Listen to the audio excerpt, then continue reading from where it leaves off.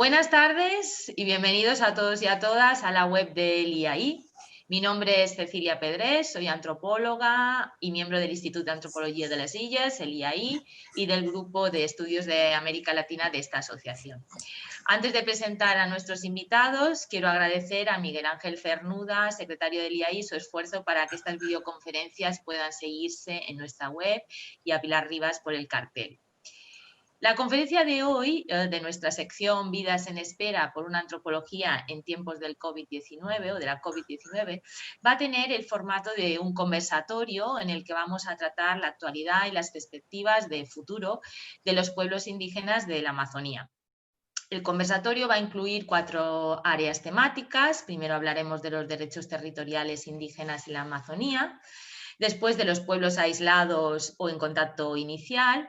Posteriormente vamos a hablar de la pandemia de la COVID-19 en la Amazonía y, por último, de las perspectivas y nuevos proyectos de estos pueblos indígenas. Para este conversatorio de hoy tenemos el privilegio de contar con Vladimir Aguilar Castro y con Julián López García. Vladimir Aguilar es abogado, politólogo, profesor, especialista en relaciones internacionales y coordinador del Grupo de Trabajo sobre Asuntos Indígenas GTAI, de la Universidad de los Andes en Venezuela. Es especialista en derechos territoriales indígenas y en los procesos de demarcación y autodemarcación de estos territorios. Ha coordinado el proyecto comunitario Plan de Vida del Pueblo Ogutuyá de Catañapo y ha realizado numerosos informes, relatorías y consultorías sobre cuestiones indígenas para diferentes instituciones. Julián López García es catedrático de Antropología Social y Cultural en la UNED, director del Centro Internacional de Memoria Social y Derechos Humanos, CIEMED, y coordinador del Grupo de Estudios de Etnología Americana de la Fundación Xavier Salas. También coordina la línea de investigación Etnicidad, Etnopolítica y Desarrollo en el doctorado en Diversidad, Subjetividad y Socialización de la UNED y es el director del Máster en Estudios Amerindios de esta universidad. Como investigador participa en diferentes proyectos y grupos de investigación centrados en poblaciones indígenas de América. Ambos invitados tienen numerosísimas publicaciones que incluyen artículos, capítulos de libros y libros. Así que muchísimas gracias, bienvenidos a los dos, un placer teneros aquí, Vladimir Aguilar y Julián López, muchísimas gracias por querer colaborar con el IAI. Vladimir, ¿nos escuchas? Antes de que empecemos, ahora cuando Julián pueda saludar, no solo simplemente decir que como Vladimir se está conectando desde Venezuela, desde Mérida, creo que está él ahora en estos momentos, puede ser que tenga ciertos problemas con el tema de la banda ancha de la conexión a Internet. Así que os pedimos un poquito de comprensión y de paciencia. Y nada, pues eso, bienvenidos y muchas gracias. Y cuando queráis. Bueno, pues muchas gracias, Cecilia, Miguel Ángel, muchas gracias al IAI. Bienvenidos a todos a este conversatorio. Efectivamente, Vladimir, no sabemos, está entre la selva y alguna ciudad en Venezuela y, bueno, pues puede ser, como decía Cecilia, que en algún momento su comunicación se corte o llegue menos fluida, pero igualmente vamos a estar atentísimos. El conversatorio lo habíamos organizado en 4 bloques, como decía Cecilia, y el primero de ellos hace referencia al derecho territorial, que es uno de los puntos fuertes en la investigación de Vladimir. Quizá empiezo, ya que tengo la palabra, diciendo alguna cosa general, pero voy a pasar inmediatamente la palabra a Vladimir, que de esto conoce mucho más, lleva trabajando muchos años en el asunto.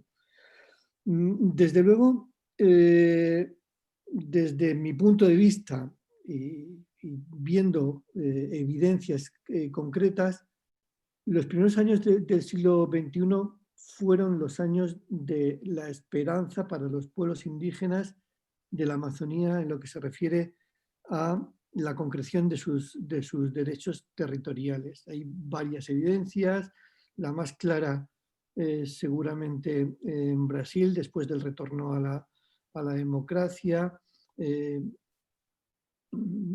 Varios de los gobiernos implementaron el proceso de demarcación territorial con un número pues, desde 1995 hasta la llegada de Bolsonaro, de más de 300 demarcaciones territoriales. Sí es cierto que había ido decreciendo, incluso en el gobierno de Lula y de Dilma Rousseff había habido alguna caída en las demarcaciones con respecto a los gobiernos anteriores, pero la situación actual en esta desde el final de la segunda década del siglo XXI y coincidiendo con el gobierno de Bolsonaro, es la supresión total de las demarcaciones. 0 demarcaciones desde el 1 de enero del año 2019. Algo similar se puede decir para el caso de Colombia. En fin, el final del siglo XX y el comienzo del siglo XXI fue la época del boom de los planes de vida indígena, que tenían una vertiente clara dirigida hacia poner énfasis en los procesos de autonomía territorial, de demarcación territorial, sobre todo en la Amazonía. Y este aspecto, aunque después de mucha lucha y de una presión fuerte, los grupos indígenas de Colombia lograron llevar al proceso de paz de La Habana, ya digo, a ultimísima hora, el acuerdo de la agenda étnica que implicaba el desarrollo claro desde la firma de la paz de demarcaciones, nuevas demarcaciones territoriales,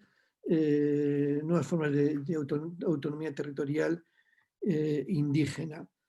En esta era, ya digo, también la situación en Colombia, pero lo cierto es que, bueno, han pasado 3 años largos desde la firma de la paz de La Habana, y que aquello que se esperaba en el acuerdo étnico no se está llevando a cabo. La esperanza también se evidenciaba en el hecho de que a comienzos del siglo XXI no había ningún país con población indígena, con población amazónica de América Latina, que no hubiese firmado el acuerdo 169 de la OIT. Pero la evidencia que tenemos ahora, ya digo, en esta segunda década del siglo XXI, es que la firma del acuerdo por sí misma no asegura ningún tipo de cumplimiento. Estamos asistiendo, digamos, a muchas formalizaciones de derechos, pero desde mi punto de vista, las concreciones no solamente son escasas, sino que están en franco retraimiento. Digamos, esa podría ser un poco la introducción, Vladimir, para darte la palabra.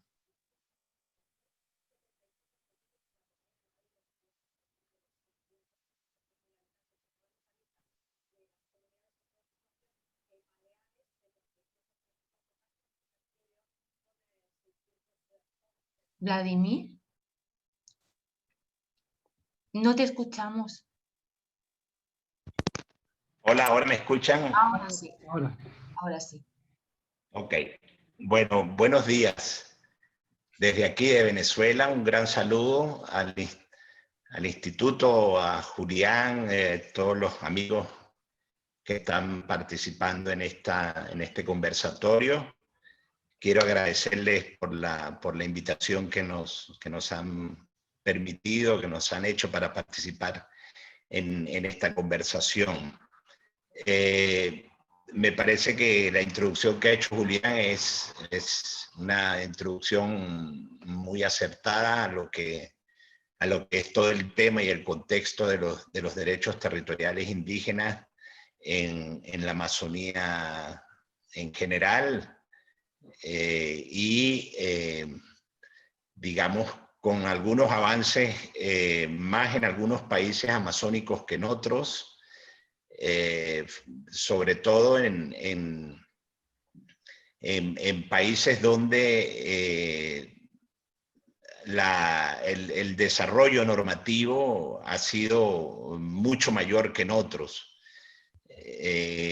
Recordemos que los países amazónicos tienen varios aspectos en común. Uno de ellos, quizás el principal de ellos, es que son países con modelos extractivos, fundamentalmente con modelos económicos que sustentan su desarrollo en hidrocarburos y en recursos minerales. Ese es un aspecto que es importante tenerlo en cuenta al momento de dar, digamos, de dar cuenta de los temas de los derechos territoriales en los países amazónicos. Entonces, la condición de países extractivos es un punto que es importante tenerlo en cuenta. Otro aspecto que es clave es que la mayor parte de estos países pues han tenido desarrollos normativos importantes, algunos con más desarrollo que otros. Por ejemplo, si hablamos de países como Bolivia o Ecuador, vemos que son estados, nación, donde hay un desarrollo legislativo y sobre todo donde hay un desarrollo constitucional de garantía de los derechos territoriales indígenas. Otros países, por ejemplo, como Colombia, tienen desarrollos normativos más en el contexto de la jurisprudencia que la Sala Constitucional ha podido avanzar en el caso específico de Colombia, que propiamente en el contexto del reconocimiento de derechos territoriales, como ocurre, por ejemplo, en Venezuela o como ocurre en países como, de nuevo, como Bolivia o Ecuador. Entonces son dos aspectos que me parece que son importantes que contextualicemos en el marco de este conversatorio. Repito, primero, el carácter de los modelos, que son fundamentalmente modelos extractivos de la mayor parte de los países amazónicos, y segundo, que hay un contexto de derechos reconocidos a nivel constitucional, pero que lamentablemente hay una ausencia también de políticas públicas interculturales que puedan hacer efectivos estos derechos que están reconocidos a nivel de las constituciones. Eso hace que haya una tensión permanente entre derechos reconocidos y derechos concretados o derechos materializados en el ámbito. Sí. Cecilia, tu micro, Cecilia.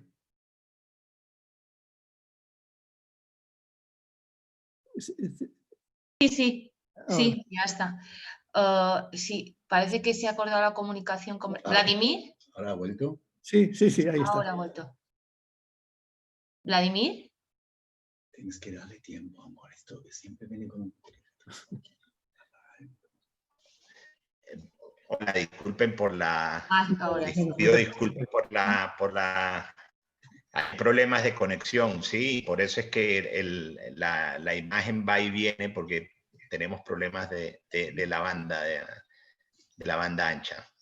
Pero les decía, apuntaba antes de perdernos en la conexión, que hay una permanente tensión entre lo que es los modelos económicos que se sostienen en el marco del extractivismo, fundamentalmente modelos que se sustentan en la explotación de recursos hidrocarburíferos, que generalmente se encuentran ubicados en territorios indígenas, y también el reconocimiento de estos derechos en el marco de las constituciones de los países amazónicos, donde también existe una permanente tensión entre el reconocimiento de derechos territoriales y el desarrollo de políticas públicas que permitan su implementación. Sí.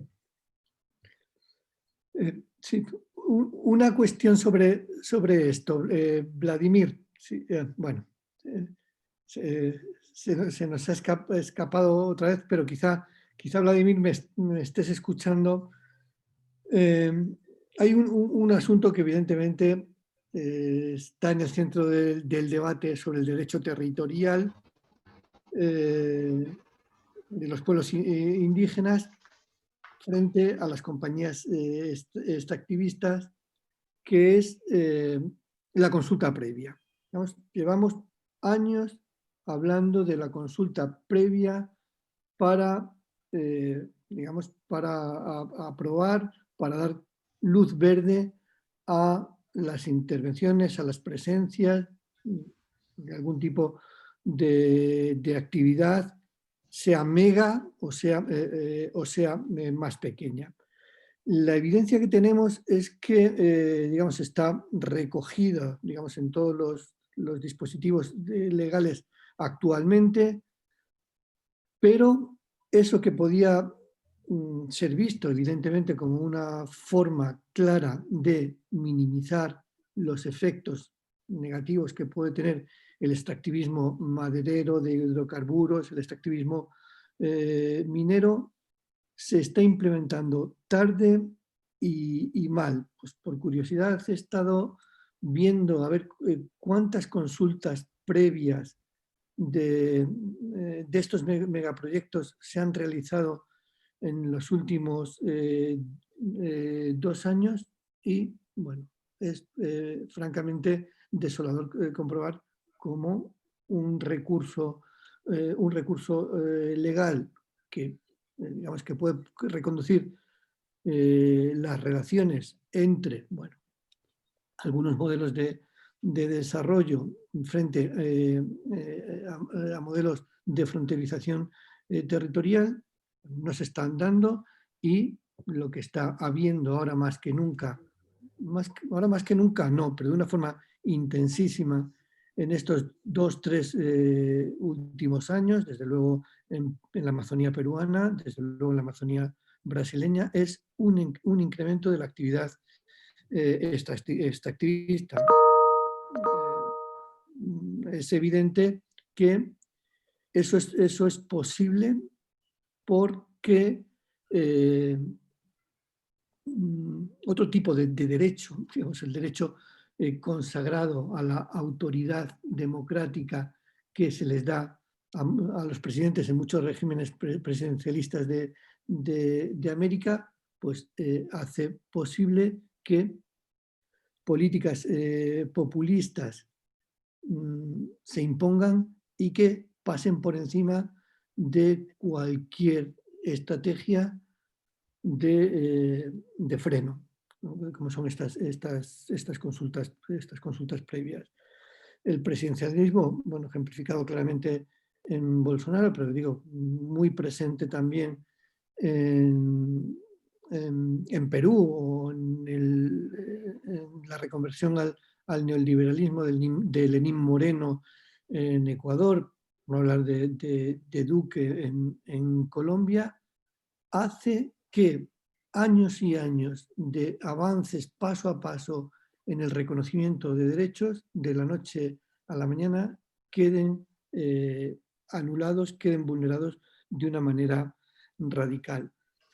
Comentaba antes el asunto de las homologaciones de tierras en Brasil. En la presidencia de de Fernando Enrique Cardoso entre el 95 y el 2002 hubo 145 homologaciones de tierras. Lula entre el 2003 y el 2010 favoreció 79 homologaciones. Dilma Rousseff en sus 5 años de mandato, 21 homologaciones. Pero a partir de ahí, como decía, tanto Temer en los meses que estuvo como gobernante como Bolsonaro no han aprobado ni una sola legalización de tierras indígenas. Esta es una evidencia. Los derechos territoriales están combatiendo en la actualidad con un tipo de populismo virulento que hace pues, que en un momento determinado el sistema democrático, la democracia, apoye discursos vacuos, pero que fácilmente permiten obtener votos. Discursos como el siguiente de Bolsonaro. Bolsonaro dice en un momento determinado que en el territorio Yanomami de Brasil, donde viven no más de 10.000 indígenas, ocupa un territorio similar a todo el estado de Río, donde viven varios millones de habitantes y que, pues en fin, todo el pueblo brasileño tiene derecho a disfrutar de todo su territorio y que no es lógico y no es asumible que tantísimo territorio sea disfrutado, y se pone énfasis en estas adjetivaciones, disfrutado de tanto territorio, mientras que mucha gente del estado de Janeiro o de Brasil en general puede estar en situaciones de pobreza porque no se puede explotar la riqueza indígena. Bien, este es un típico discurso populista que gana fácilmente adeptos. Por otro lado, están los vectores de población que cada vez hacen más difícil que los indígenas de manera autónoma, digamos, hagan piña en el reconocimiento y defensa de sus derechos, porque las contaminaciones, en fin, lo voy a decir entre comillas, las contaminaciones foráneas son cada vez mayores y cada vez más intensas. A medida que se está adelgazando el territorio de selva, con procesos de desforestación, de incendios, en los últimos años el incremento de desforestación y de incendios se ha casi incrementado en un 30% con respecto a los años anteriores. A medida que, como digo, que se adelgaza la selva, pues esos actores foráneos que meten ruido, digamos, en las comunidades indígenas es mayor. Siempre ha habido actores de este tipo, pero también pienso que en estos últimos años y favorecido por este tipo de populismo hay cada vez más extractivistas, más madereros, más encargados de obra pública, buscadores de oro, ganadero, desde luego en la frontera entre Bolivia y Colombia, más narcos, más pistas de aterrizaje y también más grupos armados que, digamos, no son los mejores compañeros para acompañar en la defensa de los derechos territoriales indígenas. Vladimir, te estamos viendo nuevamente. Vladimir, si quieres, para concluir este bloque, si necesitas que pase tu ponencia, que me la has mandado aquí, ¿necesitas que vaya pasando alguna cosa?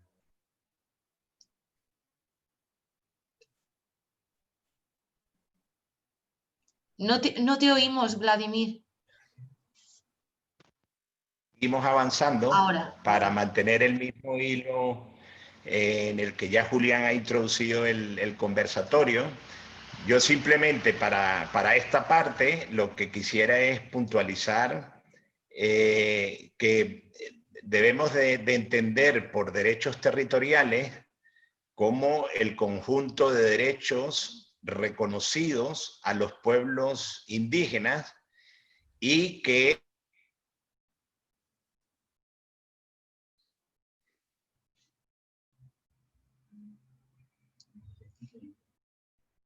Uy, creo que se volvió a cortar. Sí. A ver. Yo creo que él, en principio, nos oye. Sí, sí. Vladimir.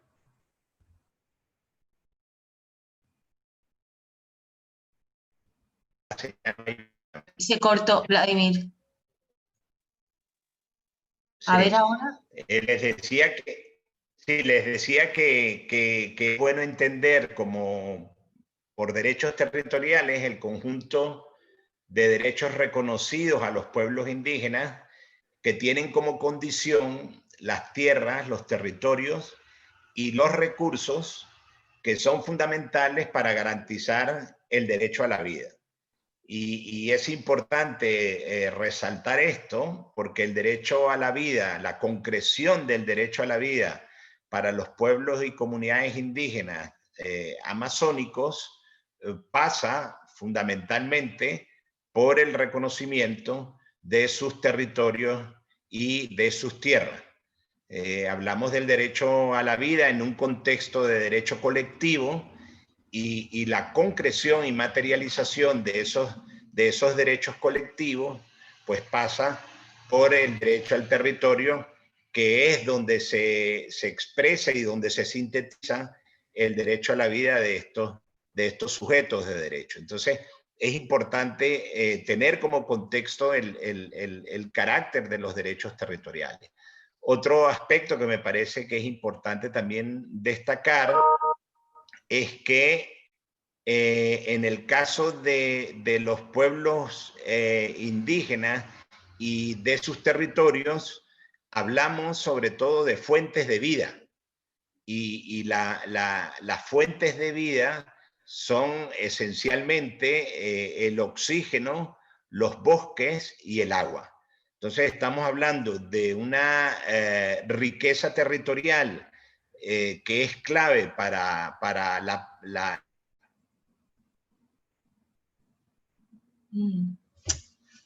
A ver.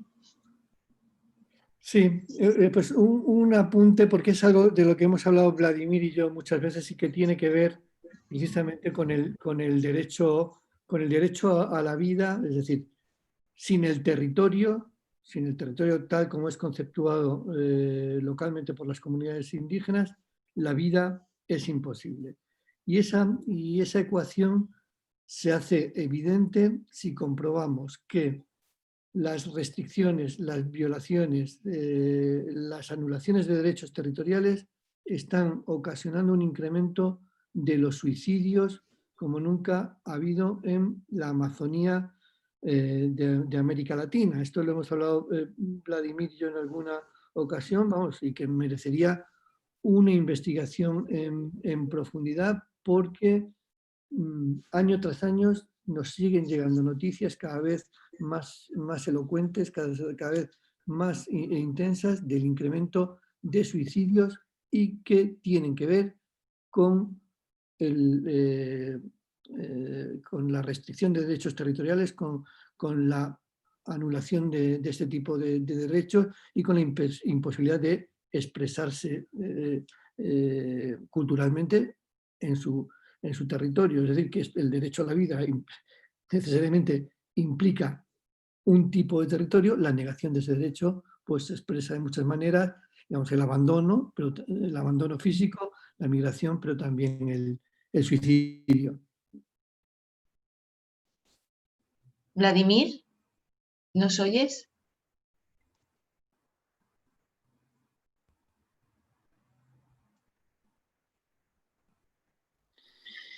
A ver.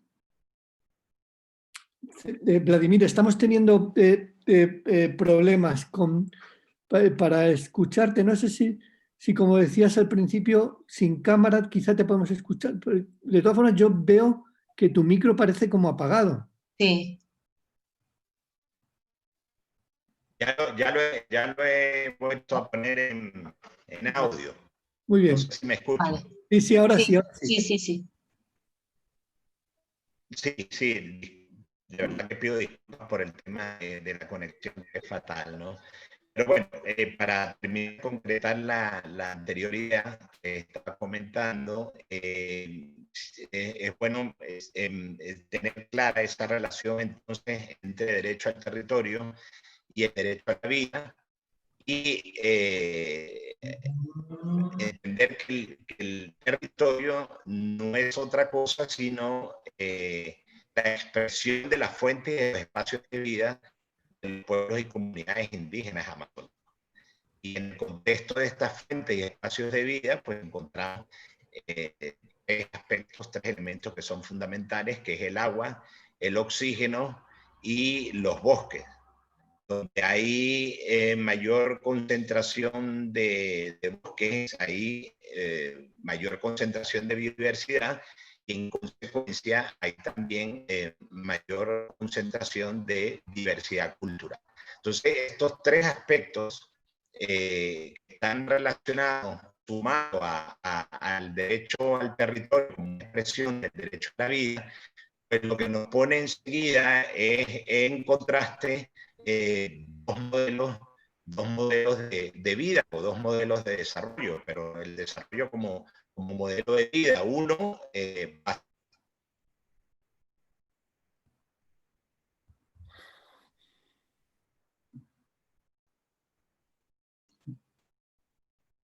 Vladimir. Sí, se ha cortado otra vez. Sí, igual, si nos oyes, Vladimir, a lo mejor quitando la cámara puedes conseguir tener, no lo sé, si a lo mejor solo con la voz.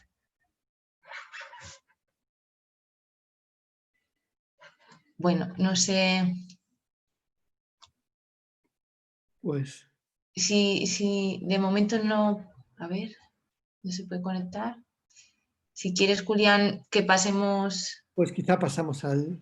sí, y si después Vladimir se puede conectar, que nos diga lo último que nos estaba comentando, pero bueno, después de hablar en este bloque de los derechos territoriales indígenas, que como vemos son una cuestión fundamental y vital para asegurar la supervivencia de estos pueblos, ahora queríamos pasar al segundo bloque temático que íbamos a dedicar a los pueblos indígenas aislados o en contacto inicial de la Amazonía, que son pueblos que están en una situación de vulnerabilidad extrema y que se localizan en 7 países de América Latina: Brasil, Perú, Bolivia, Colombia, Ecuador, Venezuela y Paraguay, especialmente en las regiones amazónicas de la cuenca amazónica y del Gran Chaco, y en muchos casos pues en territorios fronterizos, ¿no? Lo que también puede agudizar los problemas. Julián, si quieres empezar. Sí, bueno, ya saben quienes nos escuchan, pues, he visto quienes están en el chat y mayoritariamente son antropólogos, antropólogas los que estáis escuchando, pero quizá los que nos vayan a ver después no. Los pueblos no contactados, la definición de pueblo no contactado o en contacto inicial es una definición problemática. Evidentemente, parece que en la actualidad no hay ningún grupo en el mundo que no tenga contacto con ningún otro grupo. No contactados en el sentido de no tener un contacto ni fluido ni medio, más bien escaso con otros grupos y prácticamente nulo con grupos, con personas de Occidente. Claro, depende cómo se ponga el énfasis de este contacto, las definiciones son más restrictivas o más amplias. Pero podemos estar hablando aproximadamente en la Amazonía de 20-25 grupos no contactados, quizás llegar hasta 40 grupos si ampliamos a contactos iniciales, que es algo más del 10% de pueblos indígenas con idiomas diferentes que hay en la Amazonía. Tampoco es una estadística precisa, pero podemos decir que actualmente en la Amazonía hay en torno a 300 grupos indígenas diferentes, 200 y pico, 300. Depende de cómo se busquen los parentescos étnicos y las diferencias. Bueno, pero es un número considerable y, como ha dicho en su introducción Cecilia, el principal problema que afecta a estos grupos no contactados o en contacto inicial es que cualquier acción política que, digamos, atente contra formas de vida, digamos, tradicionales desde hace centenares de años, incluso milenios, pues fácilmente acaban con su vida. Un tipo de interacción sin paracaídas, podríamos decir, sin amortiguador, puede hacer que fácilmente poblaciones pequeñas, poblaciones que pueden ser de pocas decenas de habitantes, pues se extingan, con lo que perderíamos, digamos, una forma de vida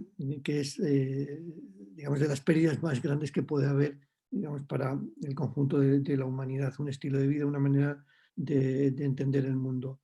Hay 30 o 40 pueblos de la Amazonía que pueden estar en esta situación si se abre la puerta a, digamos, a un contacto fundamentado en intereses espurios. No solamente están en situación de vulnerabilidad estos grupos no contactados, hay otros grupos que, aunque tienen contacto, pero el tamaño de su población, de menos de 500 habitantes, los coloca también en una situación de tremenda vulnerabilidad. Y de estos pueblos indígenas con menos de 500 habitantes también hay unos 20 o 30 grupos en la Amazonía.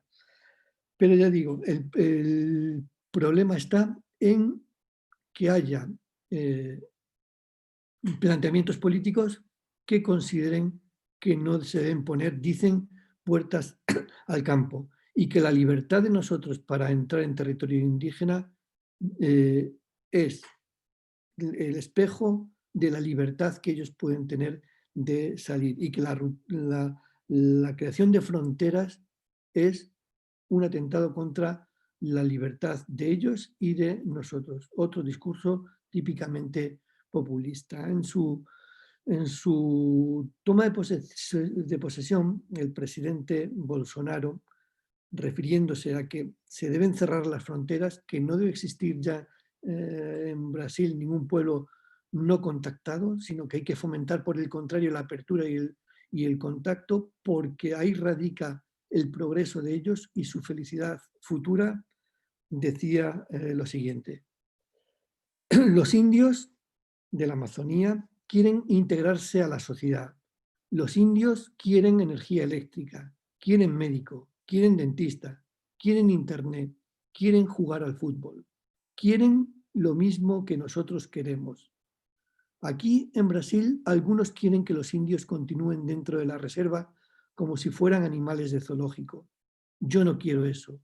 Yo quiero tratar a los indios como seres humanos, como ciudadanos. Y la mejor manera de tratarlos así es abrir puertas a las fronteras. Abrir puertas a las fronteras quiere decir abrir a la presencia de todos estos grupos, digamos, estas corporaciones que con intereses económicos, digo, extractivistas, pero también a otros no invitados informales y que, digamos, dañan no solamente la convivencia, sino el estilo de vida indígena. Estos pequeños buscadores de oro, estos narcos que están buscando, digamos, localizarse cada vez más al interior de la selva, en tanto en cuanto la selva va reduciéndose en tamaño por la actividad de los ganaderos y de los madereros, y también de una manera fundamental los misioneros. Esto es sobre todo visible también en Brasil. En este pasado año fue nombrado un pastor integrista evangélico, Ricardo López Díaz, fue nombrado jefe de la Coordinación General de los Indios Aislados y de Contacto Reciente. En Brasil se los llama así, de contacto reciente, lo que en otros lugares se llama de contacto inicial, que es, digamos, una facción, digamos, una sección de la FUNAI, de la Fundación Nacional del Indio en Brasil.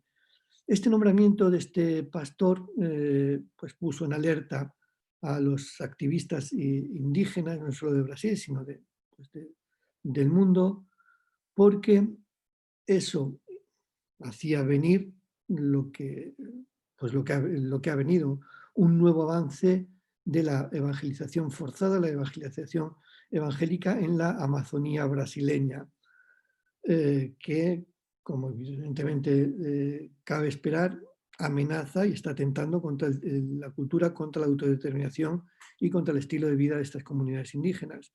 Este pastor, Ricardo López Díaz, había trabajado durante una década en la evangelización de los pueblos indígenas para las nuevas tribus de Brasil, que era, digamos, una sección integrista, ultra ortodoxa, evangélica. Y esta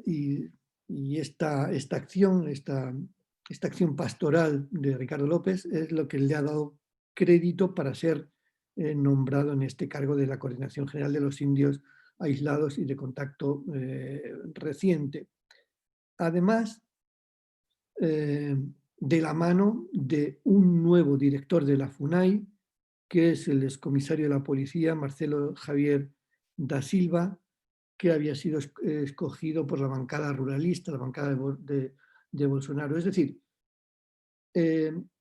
la FUNAI está dirigida por un policía y que a su vez tiene, dada la sección para los pueblos no contactados, a un pastor que, por cierto, tiene varios títulos en antropología. Es magíster en antropología de la Universidad de Sao Paulo y licenciado en antropología por la Universidad Federal de Amazonas. Este pastor, desde 1997 había dejado todo para irse como voluntario evangelizador, y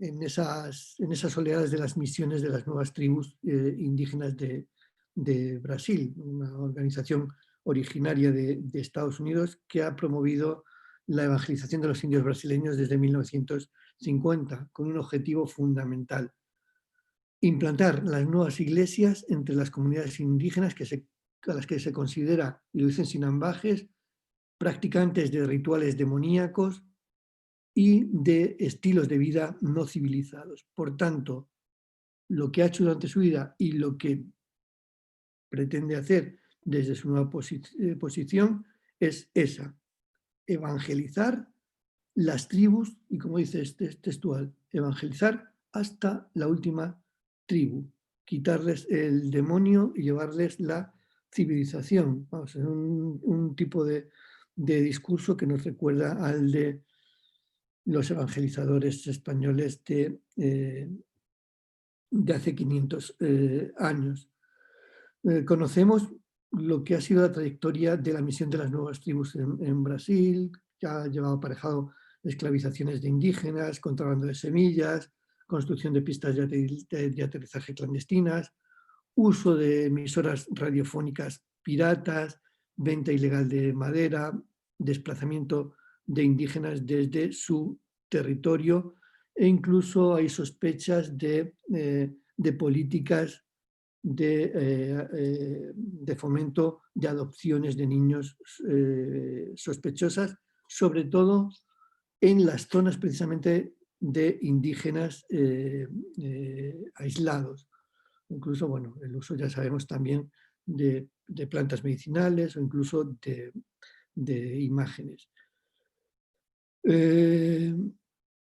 Y esta es nuevamente la contradicción a la que nos estamos enfrentando, digamos, en el plano de la reflexión. A medida que estamos conociendo más la vulnerabilidad de estos pueblos, la vulnerabilidad del territorio, a medida pues, que, digamos, supuestamente está creciendo la concienciación para el mantenimiento de este tipo de fronteras, estos territorios, la protección de los más vulnerables, en este caso los pueblos indígenas más aislados, que ante un pequeño movimiento todo se les viene encima, se desmorona su vida o se extingue directamente, digo, ante esta situación, pues vemos que políticas nuevamente populistas, políticas, digamos, que están solamente centradas en un tipo de etnocentrismo que parecía olvidado y superado, pues puede revertir la situación largamente incubada. Desde luego, el debate entre la libertad y la protección que se está planteando es un tipo de debate interesado porque tiene tantísimas aristas que simplificarlo de esa manera pues lleva a la melancolía como tantas veces. Es un panorama ciertamente pesimista, pero también es cierto que estos discursos gobernantes no tienen la consistencia posiblemente para que se prolonguen durante mucho tiempo. Al menos eso es lo que podemos esperar. Pero, sin ninguna duda, a fecha de enero de 2021, los pueblos no contactados o en contacto inicial, especialmente los de Brasil, están en la peor situación vivida de los últimos 20 o 30 años. No sé si Vladimir o Julián, vamos a probar a través de mensajes que me ha mandado Vladimir, a ver si los podéis oír, ¿vale? Lo intentamos. Ahora me acaba de mandar unos para cerrar el bloque anterior que no ha podido, a ver si se puede oír, y me está grabando uno sobre lo que él quería comentar sobre pueblos aislados. Lo pongo a ver si lo podéis oír bien. Entonces, de nuevo, para retomar el tema de los derechos territoriales, me parece que es clave tener en cuenta 3 o 4 cosas fundamentales. Como lo había comentado, no sé si se pudo escuchar, pero como ya lo había comentado, primero, entender que la mayor parte de los países amazónicos son países extractivistas. Su modelo económico está basado en la utilización del combustible fósil y la mayor concentración de estos recursos fósiles se encuentra en territorios indígenas. Ese es un primer aspecto. Un segundo aspecto tiene que ver con el carácter de los derechos territoriales reconocidos en los países amazónicos. Algunos tienen rango constitucional, es decir, los avances normativos constitucionales que se han hecho en países como Bolivia, Ecuador y Venezuela no se corresponden a los retrocesos o regresiones que en materia constitucional existen, o más bien no existen, en países, por ejemplo, como Brasil, Perú y Colombia. Ahí hay un desfase entre el reconocimiento de derechos indígenas que tienen rango constitucional en algunos cuerpos normativos y legislativos de algunos países amazónicos y en otros no. Eso, por supuesto, también genera mucha tensión en cuanto a la concreción de estos derechos. Y el tercer elemento que me parece que es importante tener en cuenta en el marco de los derechos territoriales es la ausencia de políticas públicas en la mayoría de los países amazónicos que no permiten precisamente la concreción y materialización de los derechos territoriales de los pueblos indígenas de la Amazonía. Un segundo aspecto que es importante destacar es que... Uy, perdón, que ahora salta. Un segundito, que ahora salta. Y os pongo el siguiente. ¿Se escucha bien? Un aspecto que es importante destacar es que normalmente los territorios indígenas son espacios de fuentes de vida. Y son espacios de fuentes de vida donde en ellos donde se conjugan tres elementos que son fundamentales: el agua, el oxígeno y los bosques o la diversidad biológica. Estos tres elementos entonces forman parte también de la reivindicación del derecho al territorio como un derecho fundamental, es decir, como un derecho a la vida. De manera que el derecho a la vida de los pueblos y comunidades indígenas pasa entonces por la concreción del derecho al territorio. Son tres elementos, tres aspectos que son fundamentales para la materialización del derecho al territorio. Vale. Ahora os voy a poner lo que nos comenta sobre pueblos aislados o en contacto inicial. En cuanto a los pueblos aislados, es bueno tener en cuenta también varios aspectos que son importantes. Hay que decir que la Declaración de Derechos de Pueblos Indígenas de las Naciones Unidas da cuenta de esa noción, de esa idea de doble condición del territorio. Primero, como un espacio para el desenvolvimiento de la persona humana, que sería en el ámbito y en el contexto del derecho individual, pero también en el marco de la libre determinación, que para el caso de los pueblos indígenas pues sería la condición determinante. Y ello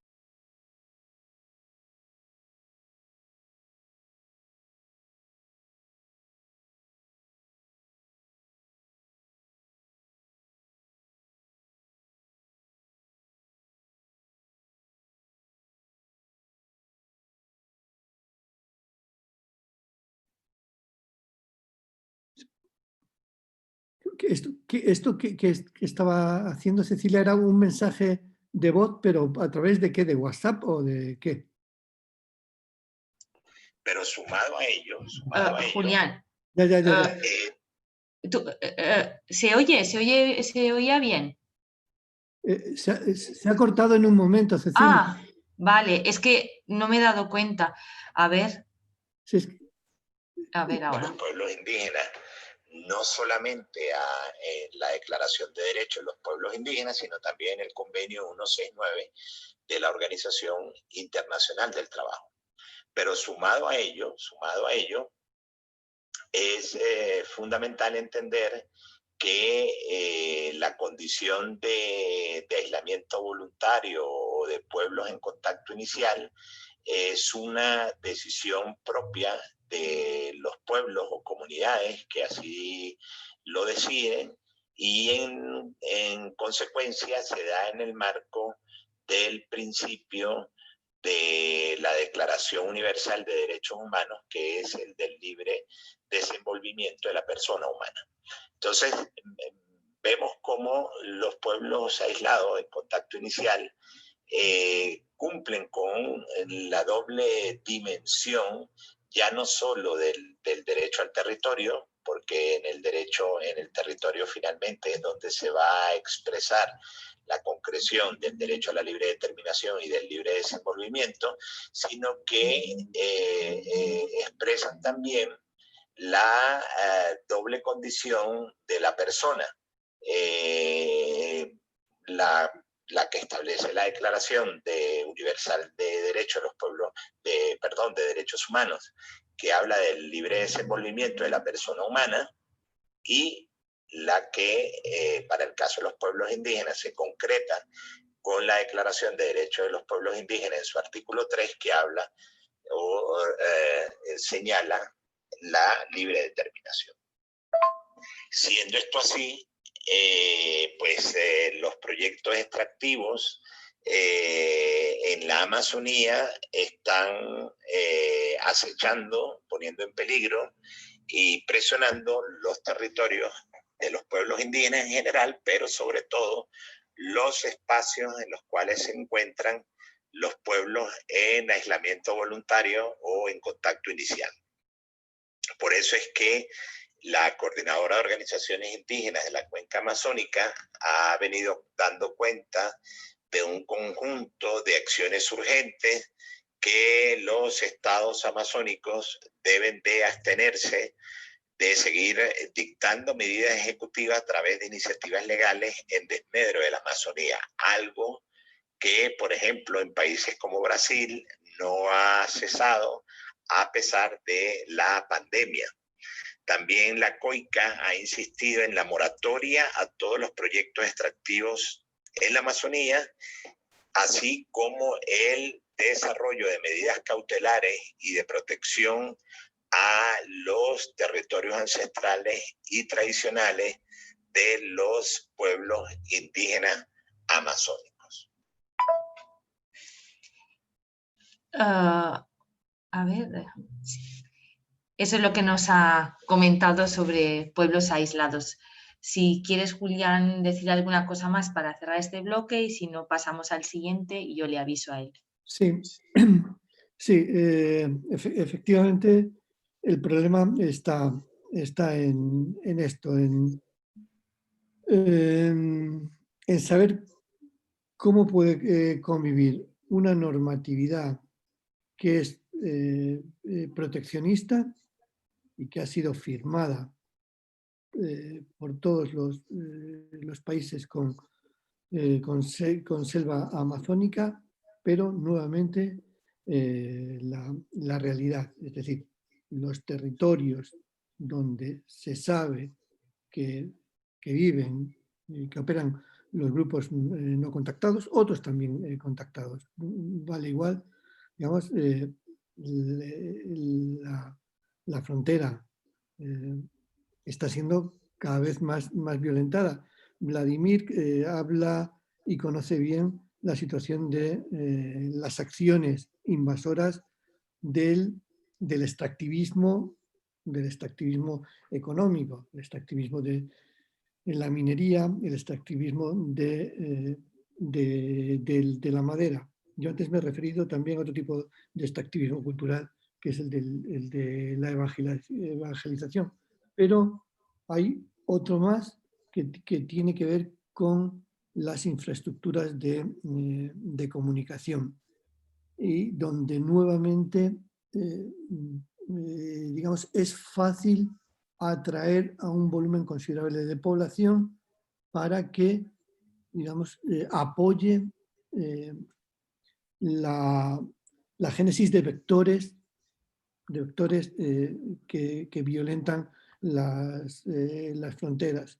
Ahora mismo hay varios proyectos de carreteras, algunos en marcha. Hay un proyecto de tren también en la Amazonía brasileña, que, digamos, atraviesa varios territorios indígenas, algunos de comunidades no contactadas o en contacto inicial. Evidentemente es fácil vender y dar lógica y hasta lógica progresista a este tipo de actividades.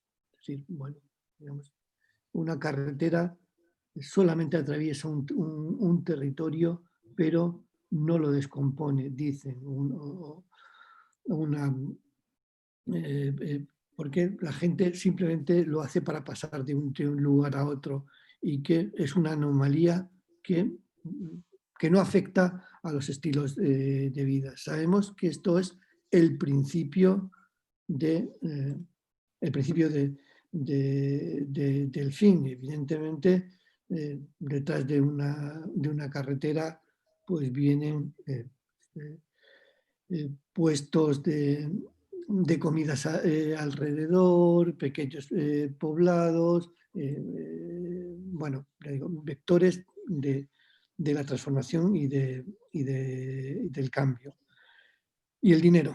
El dinero, ningún pueblo de estos evidentemente maneja el dinero, pero inmediatamente que hay algún tipo de infraestructura de esta naturaleza, el dinero comienza a formar parte, comienza a ser vecino de las comunidades indígenas. Y si amalgamamos pues, la palabra de los evangelizadores, la palabra y la acción de los que poseen capital, más la palabra y la acción de los que se benefician de lo oculto de la selva para tráficos ilícitos de cualquier tipo, pues encontramos el cóctel perfecto para la invasión y el fin del aislamiento. Evidentemente es un derecho humano, pero la trivialización que se hace de la libertad también como derecho humano hace pues, que muchas veces tengamos que coger con pinzas el juego de derechos aquí. Los que se introducen en el territorio como ellos dicen, los que visitan los territorios como ellos dicen, o los que, digamos, los colonizan, siempre van con la palabra libertad por delante. Es la libertad, no es el mal lo que se busca. E incluso llegan a decir, si les contamos a ellos cosas de lo que tenemos y es nuestro estilo de vida, pues quizá la frontera no se va a romper de fuera para adentro, sino que se va a romper de dentro para afuera. Y es posible que fuese como ellos dicen, pero desde luego es una situación más de la vulnerabilidad y del aislamiento. No se pueden plantear los términos de la ecuación de una forma tan simple. Y la simplificación de las fórmulas es la peor estrategia en la que nos podemos encontrar para la disolución de estas formas de vida. Muy bien, entonces si te parece pasamos ya a hablar un poco de los efectos que ha tenido la pandemia de la COVID-19 en estos pueblos indígenas de la Amazonía y de cómo están enfrentando esta situación. Bueno, pues por lo que yo sé, yo te diría que lo están haciendo cada uno como puede. Evidentemente, de esos 300 grupos indígenas que hay en la Amazonía, 150 están en Brasil. Es decir, están, digamos, bajo el paraguas lleno de agujeros de un gobierno pues que bueno, no es que niegue de palabra digamos, la contundencia y la virulencia de la pandemia, sino que lo está negando con hechos como bien sabemos. La consecuencia de este tipo de política, pues evidentemente, si se piensa que, digamos, que no es que no es una plaga, que no es una pandemia con estos efectos destructivos que todos conocemos, pues no se van a gestar políticas ni de largo alcance, ni de medio alcance, ni de corto trecho. Es decir, no ha habido medidas importantes contra la pandemia para grandes poblaciones, a pesar de que muchos gobernadores de otra tendencia política pues los han tratado de implementar con mucho menos razón, desde su lógica las van a implementar para pequeños grupos, para el interior de la selva. Es decir, un plan de acción de protección de la pandemia en el interior de la selva es costoso, y en los términos en el que se lo plantean todos de coste y beneficio económico, no es rentable un tipo de intervención sanitaria contundente para minimizar los efectos de la pandemia. Así las cosas, los grupos indígenas se están defendiendo como pueden, que es pues malamente, porque no tienen toda la información. La información que les llega en muchos casos es sesgada, en otros casos directamente tergiversada. Bueno, según datos últimos, todavía habría algunas comunidades indígenas de la Amazonía, digamos, que no habrían sido afectadas, pero muchas ya tienen, digamos, casos y ya tienen muertos. ¿Cuántos? Bueno, esto es imposible. Hay estadísticas, salen de vez en cuando, se habla de muertos claros por la COVID en comunidades, en pueblos amazónicos, de número de afectados, pero sí es difícil una estadística en todo el mundo, mucho más en este tipo de comunidades. Pero sí tenemos algún tipo de evidencias del problema añadido al que se están enfrentando. Tenemos la evidencia de la historia de las pandemias en las poblaciones indígenas. Desde el inicio de la colonia, como bien sabemos, murieron muchísimos más indios como consecuencia de las epidemias que de los enfrentamientos militares. Y es evidente que la situación, digamos, de desconocimiento y desadaptación del cuerpo a la virulencia de un virus hace que sean especialmente vulnerables.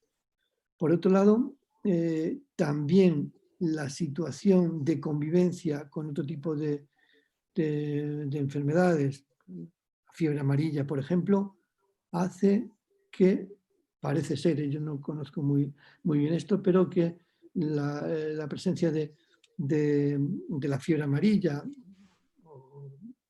o de otro tipo de enfermedades coloca en una situación especialmente débil a los cuerpos para, digamos, verse afectados por la COVID.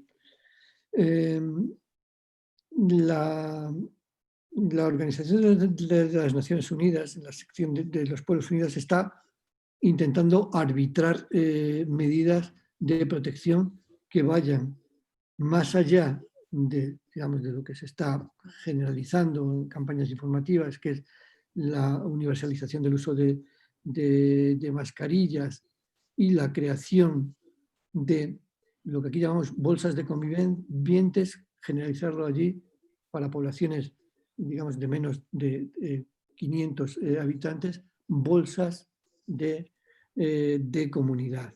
Pero, digamos, del mismo modo que es difícil mantener el aislamiento para la gente que quiere mantenerlo, es difícil mantenerlo para pueblos que no quieren mantenerlos, sobre todo si ya tienen algún tipo de necesidades que les obligan al contacto. Es decir, no solamente basta con esta propuesta de burbujas que se están llamando burbujas comunitarias, sino también en formalizar los canales de interacción, porque ya desde el momento, digamos, que el contacto existe y hay necesidades de cosas del mundo exterior, del mundo occidental, de qué manera se pueden formalizar también túneles, vectores por los que pasen este nuevo tipo eh, de bienes o de servicios, si no son de primera necesidad, sí de necesidad, digamos, mediana. No está, la afectación en cualquier caso no está siendo igual con la dificultad que hay para conocer estadísticas concretas. Parece que en Venezuela y en Colombia la afectación está siendo menos, y en Bolivia, que en Ecuador, en Perú y en Brasil. Pero en fin, esta es una especulación. No sé si Vladimir quizá tenga Sí, datos de... sí. Vladimir nos ha mandado un mensaje, ahora lo pondremos, pero bueno, referido a lo que tú decías, nos está escuchando Cristina Álvarez, que después cuando acabemos, igual a través del chat, pues nos puede comentar, porque justo de este tema estuvimos hablando hace tiempo, y ella, como médico y antropóloga que ha trabajado muchísimos años en Brasil con comunidades indígenas, pues es eso lo que expresaba, lo mismo que has dicho tú, Julián, ¿no? Que han sido las mismas comunidades que han tenido que tomar la iniciativa y empezar a hacer cosas para autoprotegerse, porque hay una ausencia también del Estado, de la presencia del Estado. Y en su caso, por ejemplo, ella nos mandó y nos enseñó las cartillas que habían elaborado para el pueblo Sateremahue, de las medidas de protección que debían adoptar, etcétera. O sea, muy interesante.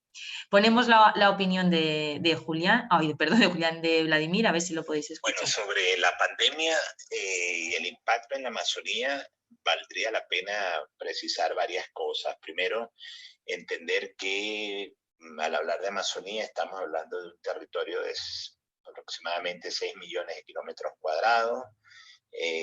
La región amazónica es una de las regiones más megadiversas del planeta, donde hay mayor diversidad cultural y biológica.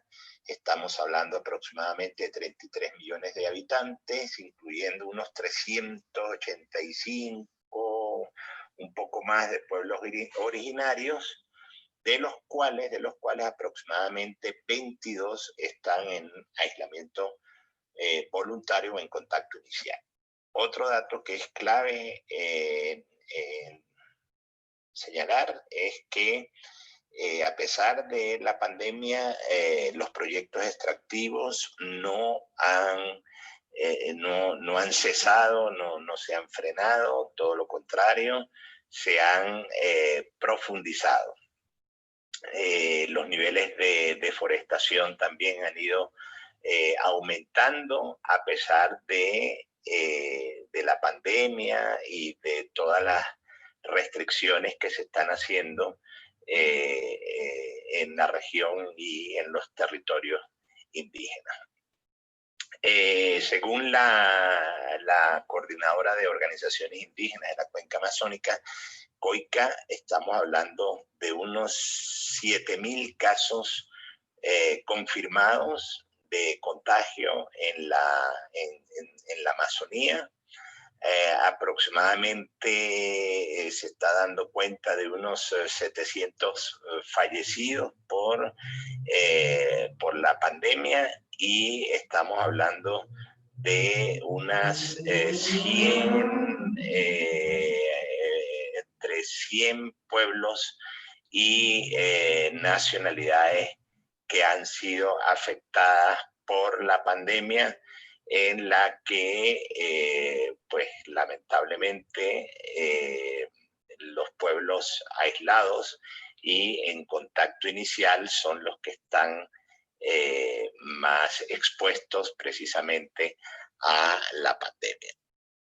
la pandemia en la Amazonía se viene a sumar a lo que son las enfermedades que ya estaban presentes precisamente sobre todo por la presencia de minería ilegal en los territorios amazónicos, enfermedades como el Zika, la chikungunya, el paludismo, el VIH, es decir, todas enfermedades que acompañan ese modelo extractivista basado en la minería y sobre todo en la minería ilegal, ahora se le suma lamentablemente la pandemia.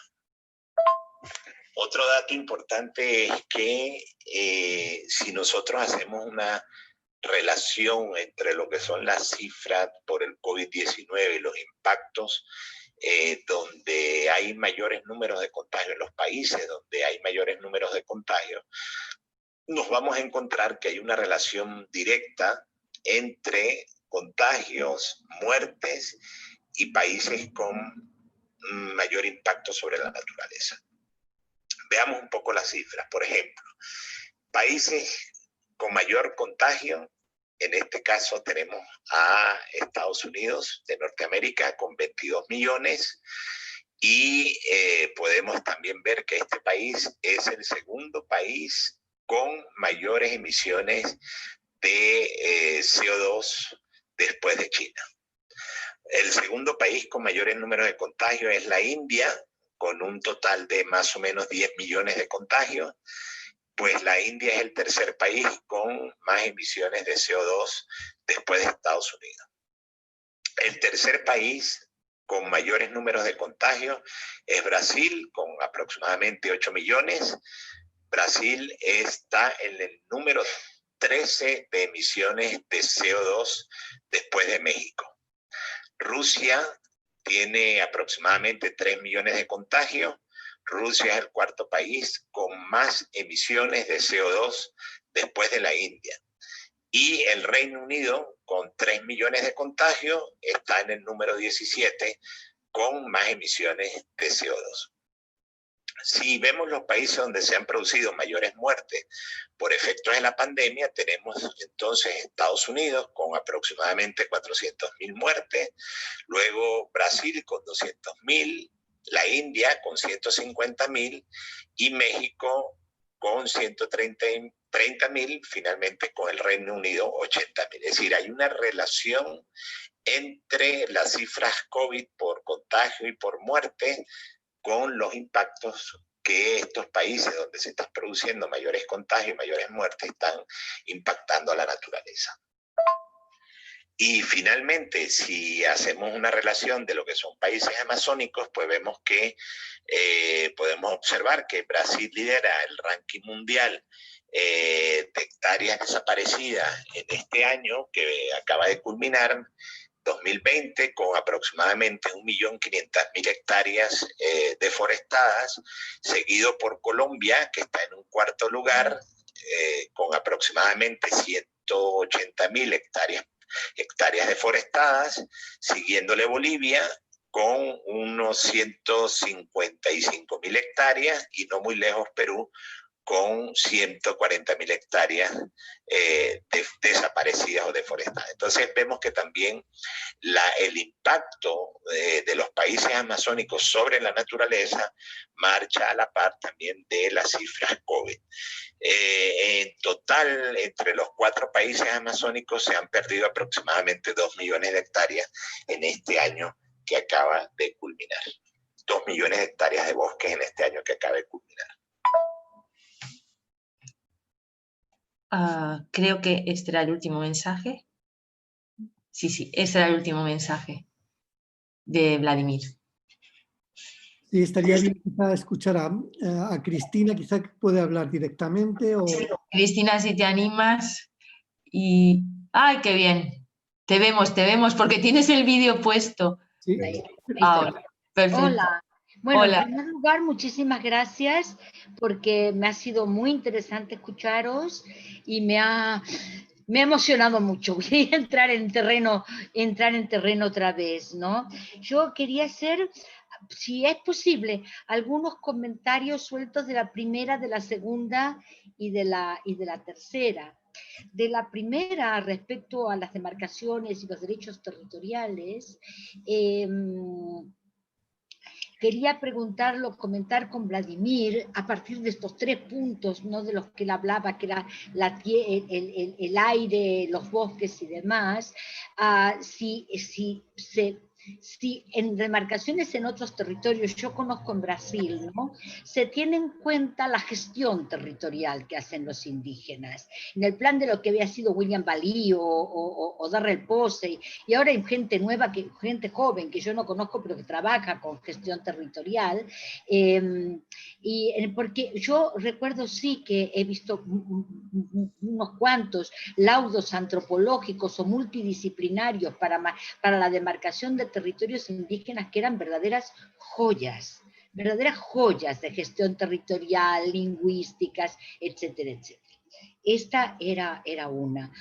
Otra que quería comentar era contigo, Julián, y era respecto a que Bolsonaro en realidad reactiva un viejo mantra, que era el mantra del final de la dictadura de Geisel, que era ¿para qué tanta tierra para tan poca gente? Él, cuando los primeros garimpeiros salieron al terreno, él utilizaba el discurso de que descomprimía las zonas con mucha presión social, como la del Nordeste, y la presión social sobre los grandes latifundios, para crear un conflicto social en la Amazonia, por cuenta de 2 desgraciados, porque detrás de los 2 desgraciados venían las mineradoras grandes, las maquinarias, ¿no?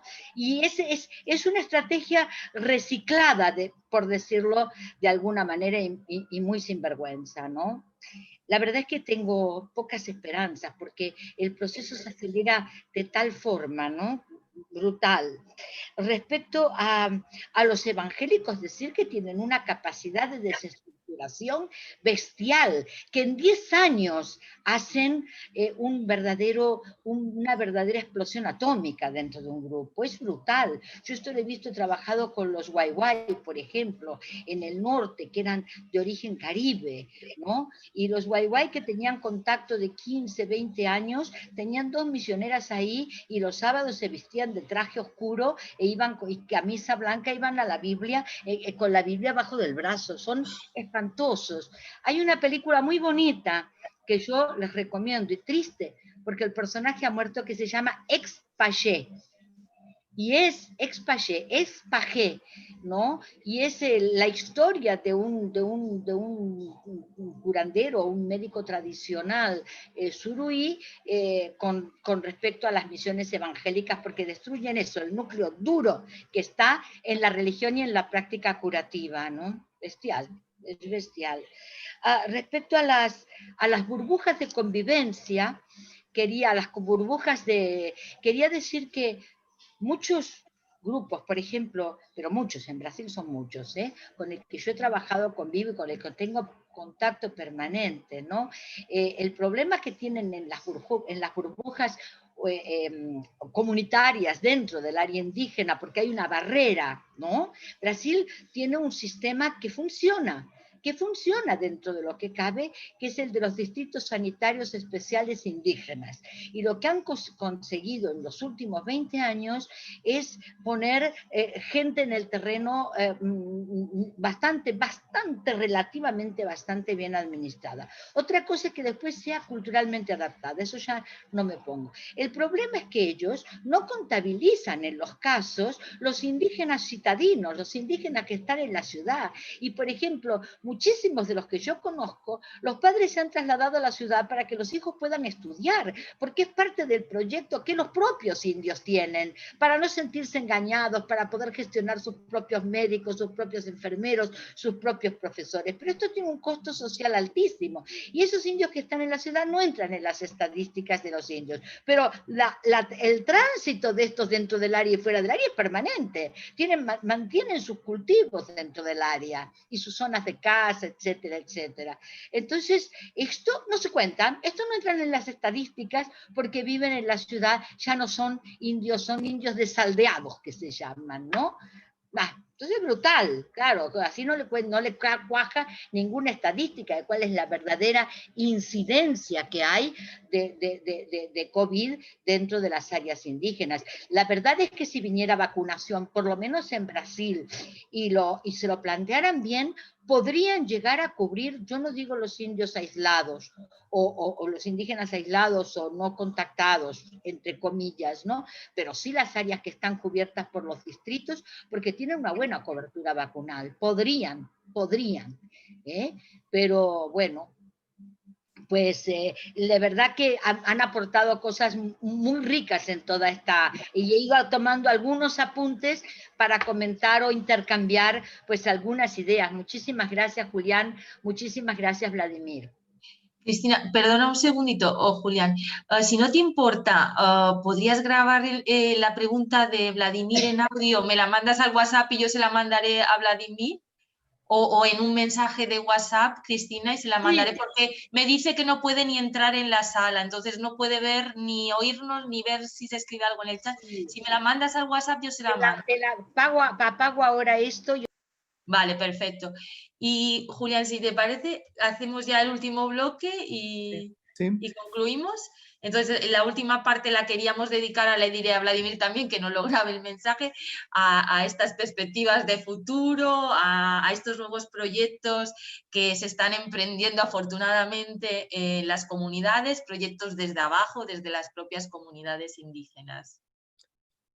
Sí, bueno, o sea, el panorama que hemos pintado hasta ahora es triste y llama a la desesperanza, ¿no? O sea, hemos hablado de que el papel generado durante muchos años para la protección de los derechos territoriales se está convirtiendo en papel mojado. Estamos viendo cómo los territorios están siendo invadidos ahora más que nunca, están siendo violentados. Yo he apuntado también esa realidad de los suicidios, que ojalá se concrete algo de lo que hablamos Vladimir y yo, de en algún momento poder generar un proyecto de investigación sobre el suicidio en los pueblos indígenas de la Amazonía. Hemos hablado pues de la vulnerabilidad, en fin, un panorama, digamos, que invita a la desesperanza, pero también es cierto que hay algún tipo de situaciones, de eventos, de cosas que han pasado en los últimos años que nos permiten decir, bueno, que quizá no está todo perdido y que las situaciones se pueden revertir.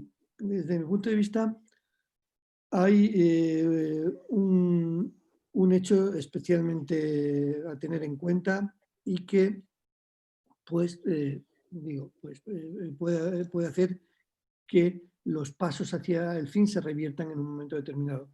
Y tiene que ver con la organización indígena. Las organizaciones indígenas, en general, de todo tipo de indígenas en América Latina, pero en particular, ahora que estamos hablando de las amazónicas, están más estructuradas, más interconectadas y con más músculo, podríamos decir, ahora que nunca. Los hemos visto en las últimas movilizaciones indígenas amazónicos en Brasilia, en la capacidad de convocatoria de la ONIC, la Organización Nacional Indígena de Colombia, en el caso, como os decía, de presionar con unas movilizaciones sin precedentes de los indígenas colombianos a lo largo de la historia, para que el capítulo, lo que llaman el capítulo étnico en el proceso de paz de La Habana, se escribiese en blanco sobre negro. Bueno, ya sabemos que desde el gobierno que ganó la presidencia Iván Duque, esto se ha ralentizado, pero no deja de ser cierto que hubo unas acciones coordinadas de los pueblos indígenas de Colombia para hacer escuchar su voz más que nunca, o igual en Ecuador las movilizaciones contra los proyectos neoliberalizadores de Lenín Moreno, protagonizados por indígenas. ¿Sí? Hay evidencias de mayor organización, de mayor intercomunicación de los pueblos indígenas de la Amazonía, con esa organización también panamazónica que está empezando a funcionar. Y evidentemente, aunque son muy diferentes, muy diversos, hay un enemigo común contra un bien común que es su territorio, y por eso las corporaciones, las alianzas están siendo cada vez más frecuentes. Eso por un lado. Y por otro lado, estamos viendo que por primera vez hemos asistido en estos años a paralizaciones de algún megaproyecto, no pequeñas, no pequeños proyectos mineros o madereros, sino algunos megaproyectos en Perú han sido paralizados en el último año, con lo cual, bueno, estas cosas tienen una parada en seco, pero también tienen un crecimiento exponencial. Es decir, la capacidad imitación positiva que tienen los triunfos de los pequeños frente a los grandes, pues también, digamos, pues puede revertir ese ambiente de desesperanza. Es evidente, en fin, que no se puede plantear la situación en términos estrictamente de que gobiernos más de carácter de izquierdas pues son siempre necesariamente más favorables a los proyectos de los indígenas. Eso no siempre es automático. Sabemos bien que, por ejemplo, en el proceso de paz de La Habana, no solamente era el gobierno el que no contemplaba la necesidad de la presencia de la voz indígena, sino que también las FARC estuvieron en contra durante mucho tiempo. Esto es así, pero también hay que reconocer que digamos, el programa indígena de Caldera no es como el que está haciendo el Lenín Moreno, el de Santos, a pesar de ser de centro derecha, no es igual que el de Duque, y desde luego el de Dilma Rousseff o Lula no es igual que el de Bolsonaro. Y ahora mismo, digamos, estamos en una tendencia general en los últimos años de derechización en América Latina, pero también hay evidencia por, digamos, algún tipo de encuestas que esto pues, puede cambiar inicialmente, posiblemente sea en Brasil, y esto creo que por muy mal presidente que vaya a venir en Brasil, el que venga no podrá ser peor, y por tanto no va a ser peor para los pueblos indígenas. Por tanto, digo, hay, como siempre, los grupos humanos tienen una capacidad de aguante grande, pero también tienen una capacidad de respuesta y de posibilitar reversión, cambios hacia nuevos horizontes que, como digo, siempre serán mejores que los que ahora tenemos, sobre todo en relación con la Amazonía. Vale, ahora os pongo lo que nos ha mandado Vladimir. A ver. Bueno, entre las propuestas que estamos avanzando, sobre todo para el caso de la Amazonía venezolana, hemos dicho que es fundamental la materialización de los derechos territoriales indígenas reconocidos a nivel constitucional, en el marco también de los instrumentos jurídicos internacionales y en las leyes locales de cada uno de los países amazónicos. Pero para que ello se pueda hacer efectivo, hemos insistido en la necesidad de materializar estos derechos a través de políticas públicas interculturales que puedan ser definidas desde abajo, es decir, desde las propias comunidades indígenas. Para ello insisto, en el caso de la Amazonía venezolana, hemos planteado construcción de agendas de diálogos interculturales para la transformación de los conflictos socioambientales. Sabemos que en la Amazonía hay un enorme impacto sobre el bosque.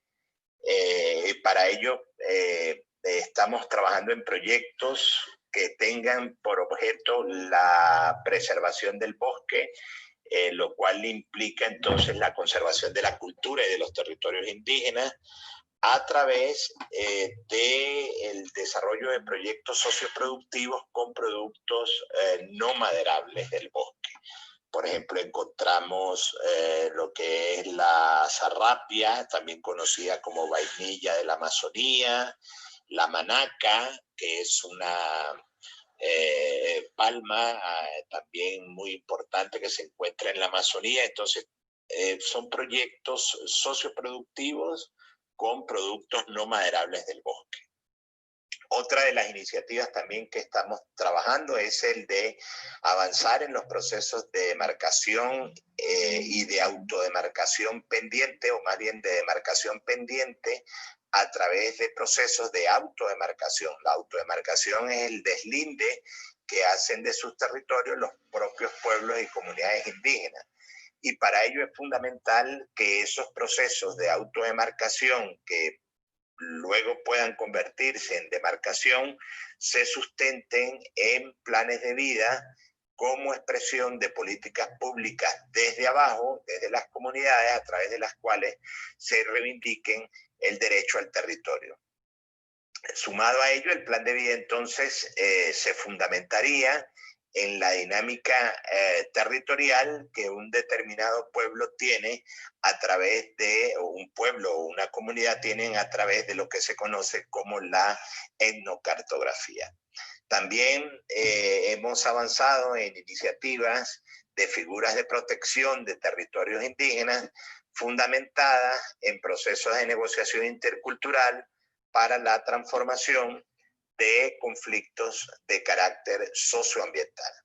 Estos procesos de negociación intercultural que van a tener expresión en figuras de protección de territorios indígenas se sustentan en planes de vida indígenas, en la gestión territorial indígena, en ordenamientos consuetudinarios territoriales y en zonificaciones de acuerdo a usos y costumbres. De manera que estos proyectos de carácter local que se venimos implementando en la Amazonía venezolana, pero que encuentran réplica también en otros espacios amazónicos de los otros países de la Amazonía, van a permitir revertir la amenaza sobre los territorios indígenas, los impactos sobre la naturaleza y fundamentalmente el extractivismo, que se convierte en el principal amenaza y el principal acecho a los territorios de los pueblos y comunidades indígenas de la Amazonía. A ver, creo que no me ha mandado ninguno más. Yo le he mandado la pregunta también de Cristina. A ver si tenemos otro audio. Muchas gracias, Cristina. De verdad que extraordinaria pregunta y de verdad que lamento estos problemas de conexión para no haber expuesto y desarrollado más este tema que nos apasiona y que es parte de nuestros acompañamientos, el tema de la demarcación, pero que nosotros incluso lo ampliamos a la noción de autodemarcación, en virtud de que la demarcación, al menos en Venezuela, es aún un derecho pendiente de los pueblos indígenas. Hemos, en los acompañamientos que hemos realizado, pues lo que se ha expresado de ello es que los propios pueblos y comunidades avanzan en sus deslindes desde su propia cosmovisión. A eso le llamamos autodemarcación. Y esos deslindes de su propia cosmovisión efectivamente tienen lo que tú bien has mencionado en tu pregunta, que es la gestión territorial de sus zonas de uso, de sus áreas de caza, de pesca, de sus sitios sagrados. Los sitios sagrados tienen todo una cosmovisión fundamental al momento de la autodemarcación, porque en definitiva la autodemarcación no es otra cosa sino la expresión territorial del lugar donde los pueblos y comunidades indígenas quieren materializar sus derechos, y fundamentalmente materializar sus derechos reconocidos, y sobre todo los derechos territoriales como expresión del derecho a la vida. Entonces, por supuesto que sí, Cristina, la gestión territorial es clave. Yo, si quieres, a través de Cecilia, nos podemos intercambiar nuestras coordenadas, sobre todo nuestros números de WhatsApp, y yo con mucho gusto te puedo enviar un último trabajo que tenemos precisamente de un proceso, de una experiencia de autodemarcación, donde se basa y se sustenta en la gestión territorial. De manera que completamente de acuerdo con tu planteamiento, y ojalá que también pues Cecilia les pueda compartir las láminas que preparamos para esta presentación, que de nuevo pido disculpas que haya sido tan momentánea y bueno, realmente el tema de la conexión no nos acompañó, no nos ayudó en este momento, pero estamos seguros que podemos seguir el intercambio con muchísimo gusto con ustedes en cualquier otro momento. Por favor, le voy a pedir a Cecilia que les comparta el material y les comparta una última publicación que precisamente ayer se la mandé, donde hay una experiencia de esta naturaleza que estamos comentando.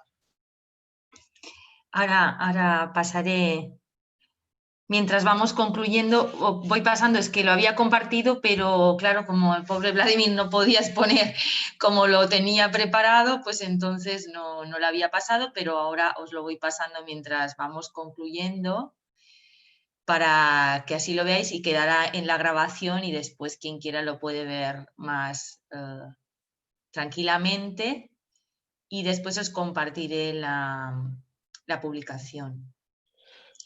Pues sí, mientras vas pasando, Cecilia, bueno, por un poco, claro, sería bonito poder debatirlo esto con Vladimir.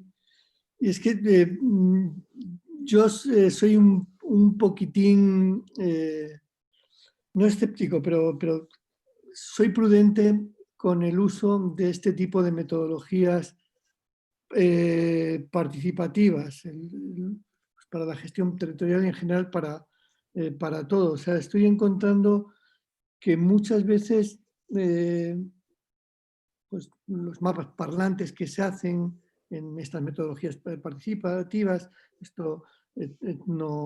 etnorepresentaciones, finalmente responden a intereses de los promotores más que de los indígenas. Y es que hay que afinar muchísimo, porque finalmente representan, modelizan lo que nosotros queremos que estén representando. Digamos, aunque en las metodologías participativas decimos nosotros somos meros intermediarios y decimos represente su territorio, sus zonas sagradas, sus zonas de no sé qué, finalmente, pues que tiene que ver con, digamos, con una situación de poder, acaban modelizando de la manera que nosotros queremos que modelicen, y hay que tener mucho cuidado, y por eso me interesa mucho ese trabajo último de Vladimir, porque yo que estoy estudiando últimamente muchos planes de vida indígenas, sobre todo de Colombia, veo que está sucediendo esto, que los planes de vida indígena, aunque se dice que están hechos desde abajo por ellos y para ellos, finalmente hay mucho de retórica occidental, mucho. Y que, bueno, ya sabemos que la capacidad de deglución que tenemos los occidentales de apropiarnos de todo. Pues por ejemplo, para poner un una evidencia que es clarísima. El famoso concepto del buen vivir, que está presente en todas las modelizaciones indígenas, como el nuevo paradigma ético, filosófico, que guía pues, pues muchos de estos planes de vida indígena que se están haciendo en toda América Latina, está siendo ya cooptado. Es decir, el buen vivir es ya, bueno, esto es arriesgado y lo digo aquí en pequeño comité, pero es lo que estoy pensando, es un concepto muy, muy occidental ya. O sea, se han apropiado de algo indígena, le han dado un tono, pues sí que tiene algo de progresista, pero han quitado la autoría indígena, ha sido cooptado. Y bueno, en fin, sabemos que ya el buen vivir está presente, son nombres de restaurantes de un montón de sitios, hasta de tiendas de todo tipo, y de filosofías de andar por casa de pequeños activistas. Por eso digo que tenemos que tener mucho cuidado. Cuando estudiaba, por ejemplo, últimamente el plan de vida del pueblo curripaco, entre otras cosas, en su plan de vida hacen lo que ellos llaman un calendario cultural. Es de todas las cosas que hay que hacer a lo largo del año. Cada mes está cuadriculado, como si fuesen los planning de las agendas de los estudiantes, cada día de cada mes, cosa que va en contra de la manera de ser de los indígenas. Pero bueno, aparte de eso, muchas de las cosas que ponen ahí que supuestamente han dicho los indígenas que hacen y que forman parte de su vida, pues es retórica pura y dura occidental. En fin, esto sería tema para otro debate, pero cuando esté buena la comunicación con... Ahora pongo las conclusiones que me manda Vladimir, mientras os acabo de pasar esto, pero también referido a lo que tú estabas comentando del buen vivir, también ha generado conflicto, por ejemplo, en el caso de Bolivia, dentro de las mismas comunidades indígenas, porque no todas se sienten representadas, porque al ser ese el paradigma, el modelo que se ha establecido, por ejemplo, en Bolivia a través de la Constitución, es un modelo mayoritariamente aymara y quechua, y muchas otras comunidades indígenas dentro del mismo estado, pues también protestan porque no se sienten identificadas con ese paradigma, ¿no? Que ahora se homogeniza y se estandariza para todo el mundo. Voy a poner las conclusiones de Vladimir, a ver. Bueno, como conclusión fundamental, primero pedir disculpas por esta intermitencia de la comunicación que lamentablemente no nos ayudó en este espacio. Yo les estoy enviando esta presentación desde la Amazonía y bueno, es muy complicada la comunicación, pero como conclusión fundamental, reiterar la relación que hay entre derechos territoriales indígenas y políticas públicas interculturales como mecanismo y como expresión de concreción de los derechos, políticas públicas interculturales que tienen que ser definidas desde los sujetos de derechos, desde los actores políticos, que en este caso son quienes materializan los derechos, que son los pueblos y comunidades indígenas. Ese es un primer aspecto como conclusión de este conversatorio. Un segundo aspecto es que en el entendido que hay una tensión permanente entre derechos territoriales reconocidos y modelos económicos extractivistas, siempre el sustento de estos modelos basados en el extractivismo van a constituir la principal amenaza y acecho a los derechos territoriales indígenas de los pueblos indígenas amazónicos. En consecuencia, se trata de trascender los modelos extractivistas y la Amazonía nos ofrece toda una despensa de productos alimentarios, de productos no maderables del bosque que perfectamente pueden comenzar a sustentar modelos de vida que trasciendan el extractivismo y desde los cuales también se puede, ¿por qué no?, pensar un modelo civilizatorio alternativo al que tenemos en la actualidad.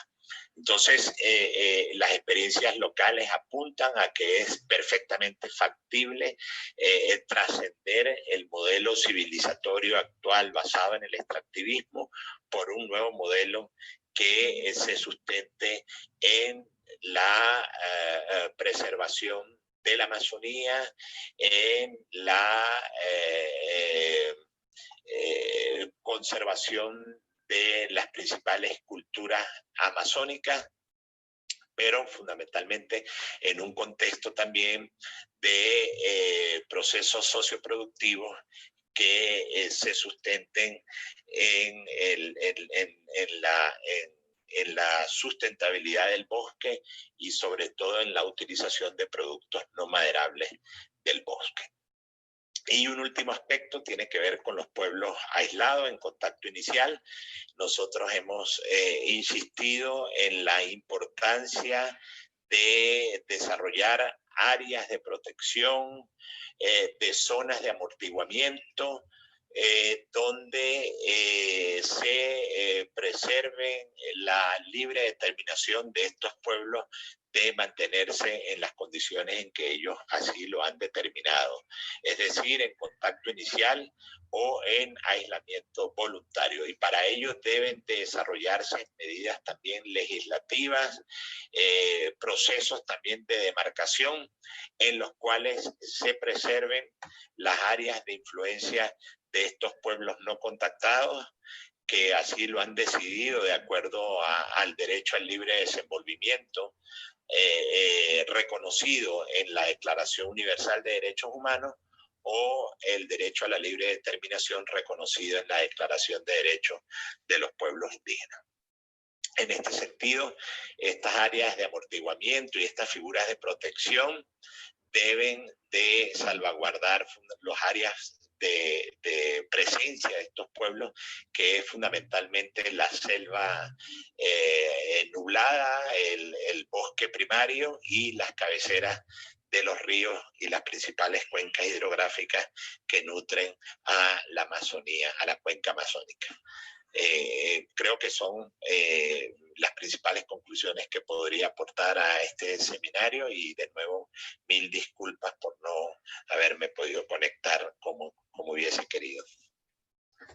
Una feliz noche para todos. Bueno, pues ahora acabo de compartiros esto y os pongo el otro documento. Así quedará grabado, como después la subiremos a nuestra web y la gente que quiera volver a ver el PowerPoint que nos había preparado Vladimir, pues lo tendrá aquí. Y también a través del chat, si quiere alguien aprovechar, podrá contestar Julián, porque con Vladimir va a ser muy complicado porque el pobre no puede ni entrar ahora mismo, así que no podrá ver en el chat las preguntas, pero si alguien quiere aprovechar estos últimos 5 o 10 minutos. Pues sí, respondo a lo que estaba preguntando Cristina en el chat de si los suicidios se dan más entre pueblos de origen tupí, y efectivamente tengo esa impresión. Los guaraníes, el suicidio entre los guaraníes, los tupí es mucho mayor.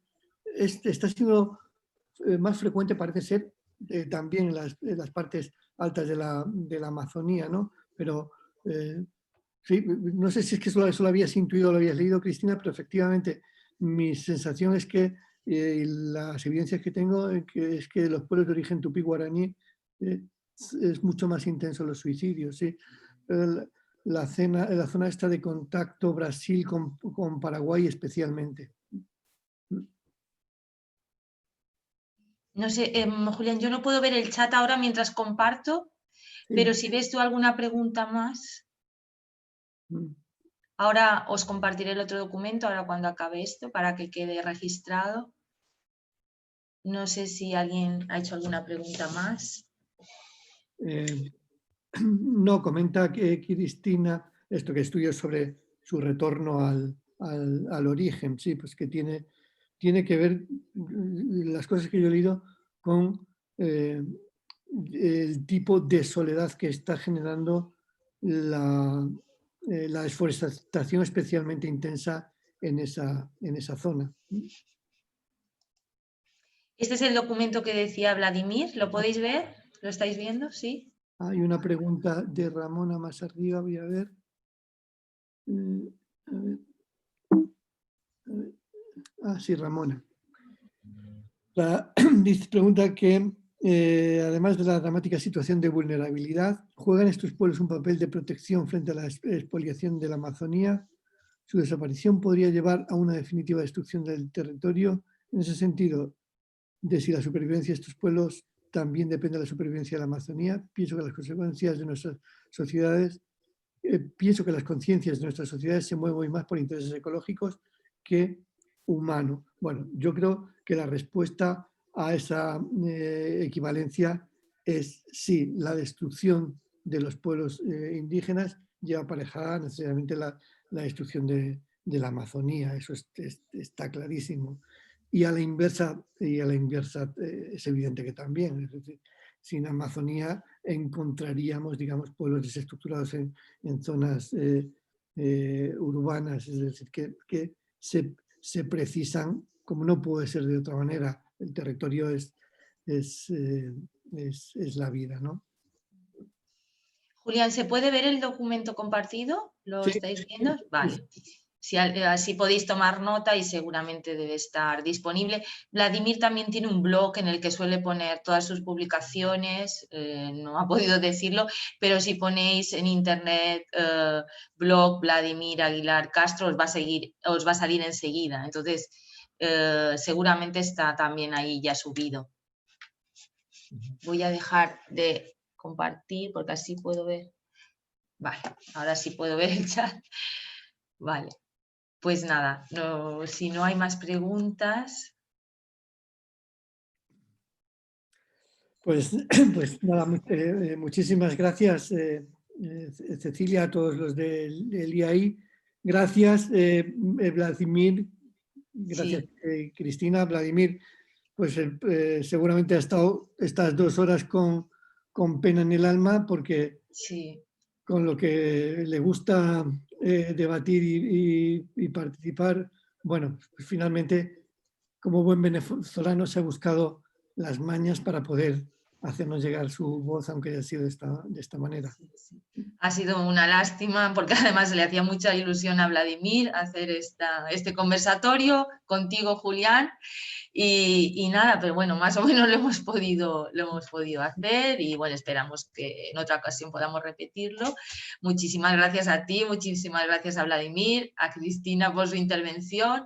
Deciros también a los que estéis interesados en estos temas que en abril, a mediados de abril, haremos un taller de España-América con la UIP, con el profesor Gonzalo López Nadal, que este año se va a dedicar al mundo indígena y va a estar presente Julián, va a estar Cristina Álvarez y muchos otros, Manolo Gutiérrez y mucha otra gente, y pasaremos 2 días hablando también sobre estas cuestiones. Y nada, pues muchísimas gracias y hasta pronto. Bueno, gracias. Hasta pronto. Gracias. Chao. Chao.